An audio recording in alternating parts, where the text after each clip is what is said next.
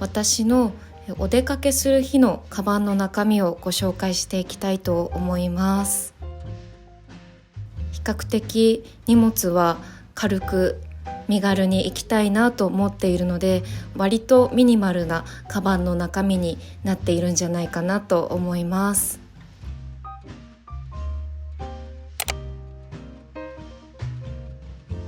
まずはじめにバッグからご紹介したいと思います。こちらのバッグが北欧暮らしの道具店が作っていた北欧の森モチーフのジャガード折りバッグです。で、今はもう取り扱いがなくなっていて売ってなくって、私が探していた時ももう北欧暮らしの道具店にはなかったんですけれども、私がずっとこの巾着タイプのバッグを探していて、で結構今流行っていったですかね。なので同じようなデザインのものが多いなっていう印象があったので、ちょっとデザインが変わっていて、でも巾着のものでポシェットにもなる、肩掛けにもなるし、あとこれがこんな感じで手持ちに変えることもできて、ちょっとデザインもよくある革のものじゃなくてジャガード織りっていうんでしょうかの生地になっていて、模様も幾何学模様みたいなちょっと変わったデザインなので、人と被らなくていいなと思って、どうしてもこれが欲しくて、私はメルカリで中古品を見つけて手に入れました。使ってみてやっぱり巾着ってすごい使いやすいというか、開けやすくてこうガバッと開くので中身もこう見やすくって、で結構物も入るのでとても使いやすくて買ってよかったなと思っています。中にはこんな感じで北欧暮らしの道具店のタグがついていますね。特にポケットなどはついておりません。結構シックなデザインなのでフォーマルな服装にも合うし、でもこんな感じでこうポシェットにもなるので普通にカジュアルでも使えてすごく重宝しています。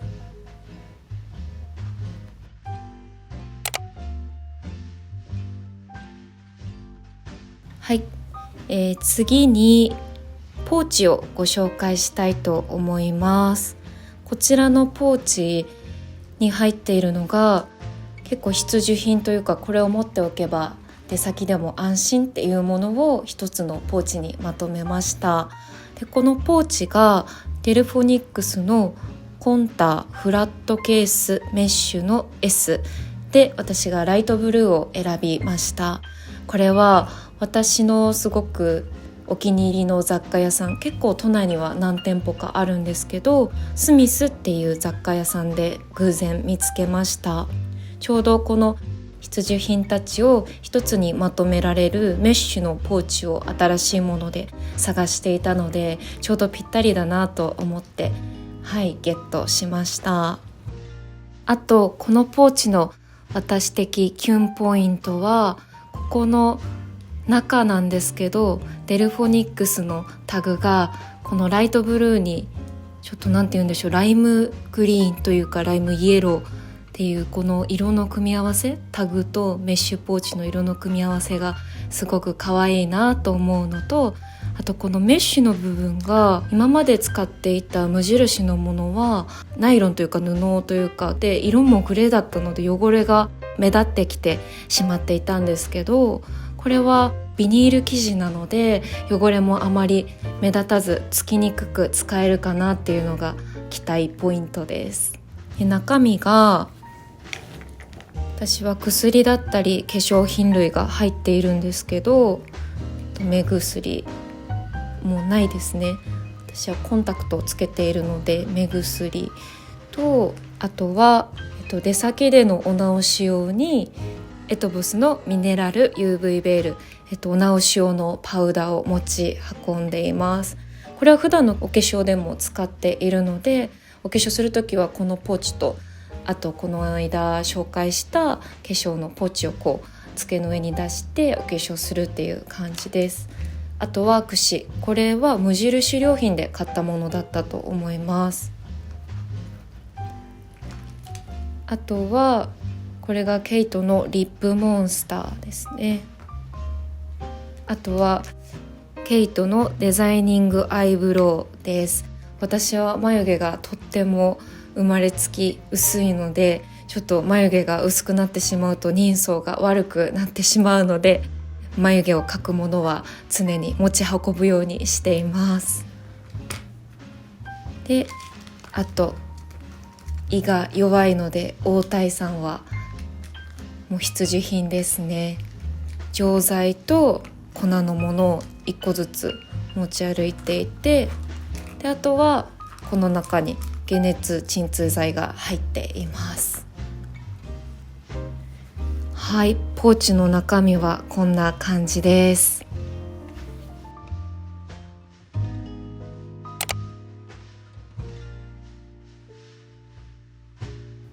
はい、次にご紹介するのがこちらのお財布です。こちらがサフジというところの小財布の M です。これはもうずっとお財布を私は探していて、今まではポーターのお財布、革のお財布を使っていたんですけど、もうそれが本当に何年も使っていてボロボロになってしまって、そこからつなぎでトラベルウォレット、無印良品のものを使って日常でも使っていたんですけども、やっぱりちゃんとしたお財布が欲しいなということで、ミニマルでもう片手で持ち運びしやすくて、でも収納力もあるような革のお財布を探していて、このサフジの小財布に出会いました。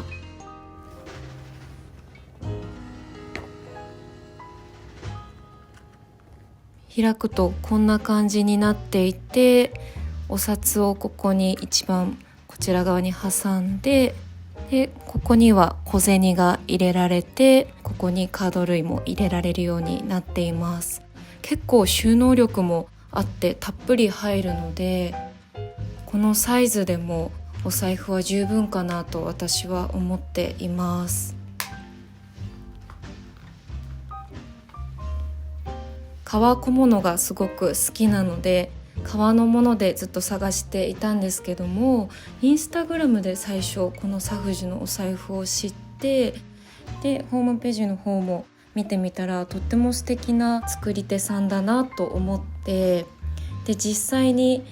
店舗が開くのが月に本当に数回で少ないんですけれども、それを狙って店舗の方に伺った時に、店舗の奥の方で実際に作ってらっしゃる場所があったりとか、あとその店舗のお姉さんがすごく丁寧に使い方を、ご自身でもこれを使ってらっしゃる方だったんですけども、見本とあとご自身のお財布も使って丁寧に説明してくださって、本当に大切に作られてるんだなっていうのが実感できたので、もう喜んでゲットしました。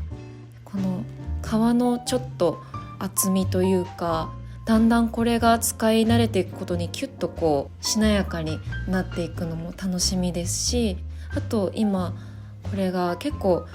実際の目で見るとちょっと青みがかったレザーなんですけど、使っていくごとにこうツヤのある黒になっていくということで、その変化も楽しみながら使っていけたらいいなと思っています。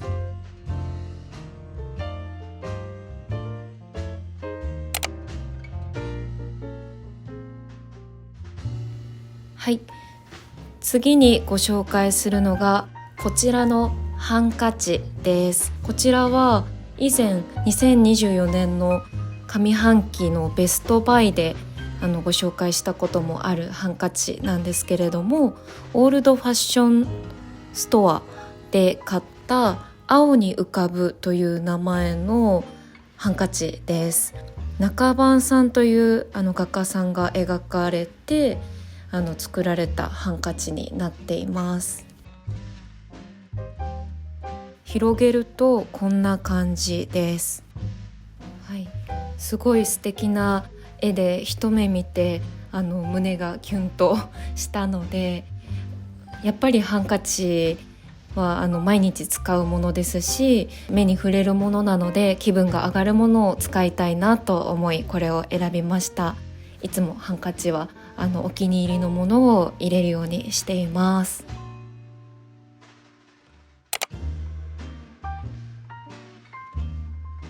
はい、次にご紹介するのがこちらのアルコール除菌スプレーです。こちらがハーンというスペインの会社が作っているハンドスプレーなんですけれども、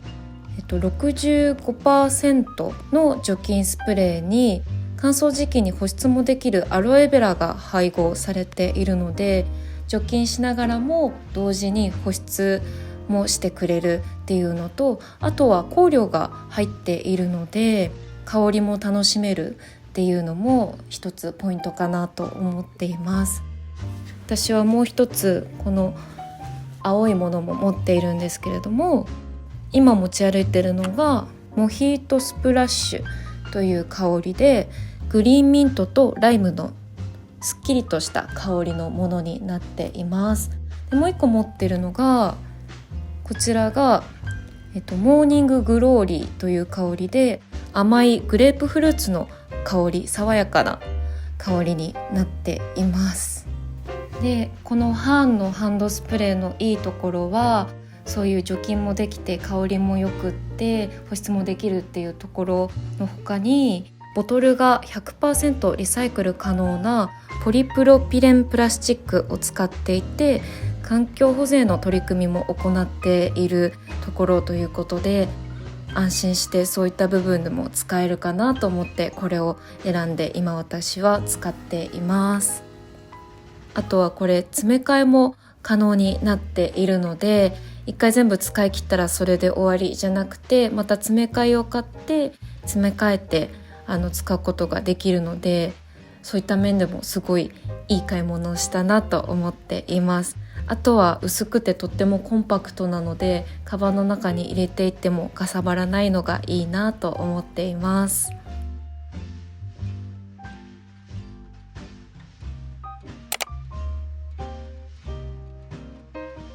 次はスマートフォンとワイヤレスイヤホンです。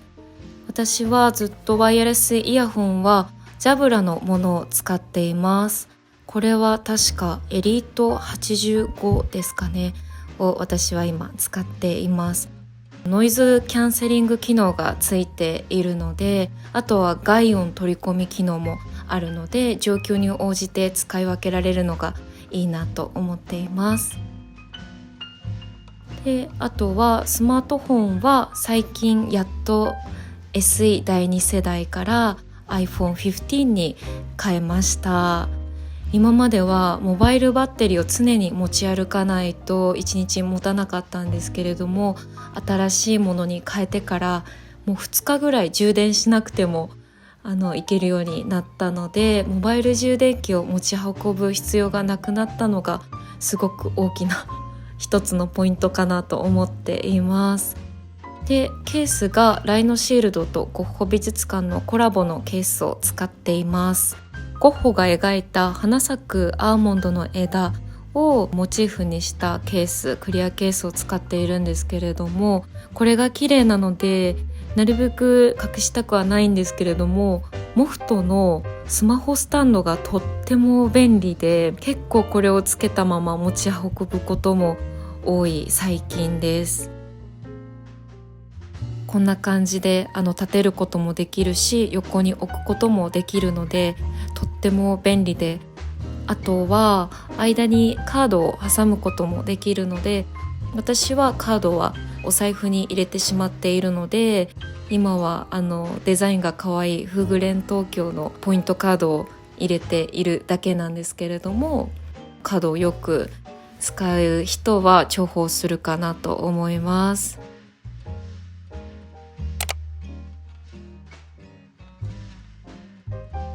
はい、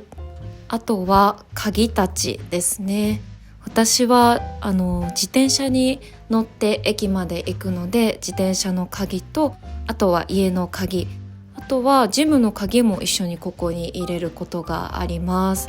でこっちのボールみたいな丸っこい方はガムランボールというインドネシアのバリ島に旅行に行った時に買ったキーホルダーで、音がすごい綺麗なんですけども、聞こえるかな。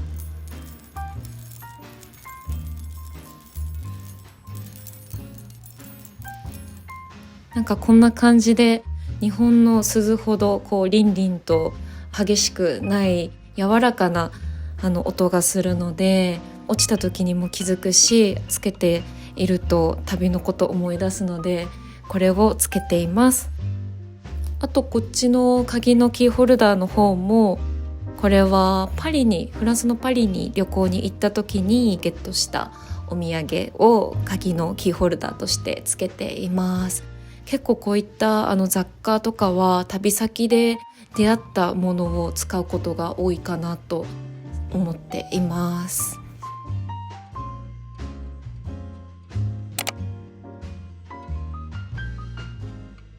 はい、最後が本です。私はいつもカバンの中に一冊本を忍ばせるようにしていて、その理由がやっぱり最近はスマホをずっといじってしまうのが自分でも気になっていて、もう好きさえあれば電車に乗った時とか、ちょっとでもその駅の電車待ちをしている時間とか、そういう隙間時間に携帯をこういじってしまって、自分の欲しくない情報というか、自分の頭でだんだんなんか物事が考えられなくなってきてるんじゃないかみたいな感覚があって、スマホをいじる時間を少なくしたいなっていう思いと、あとは本から言葉だったり知恵だったり栄養を吸収したいなと思って一冊本を入れるようにしています。最近はアルケミストをもう何度繰り返したかわからないんですけれども、また読み返しています。これとってもおすすめな本なので、あらすじとしては、羊飼いの少年が彼を待つ宝物が隠されているという夢を信じて、エジプトのピラミッドに向けて旅に出て、その旅の中で出会った人だったりとか物だったりとか、その起こったことだったりを通して人生の知恵だったり大切なことを学んでいくっていうお話なんですけれども、ちょっと哲学っぽいとかでも説教臭くなくって、私はこれを自分の真ん中を見つめ直したいなって思う時に読むようにしています。本を一冊忍ばせておくのとってもおすすめです。それでは詰めていきます。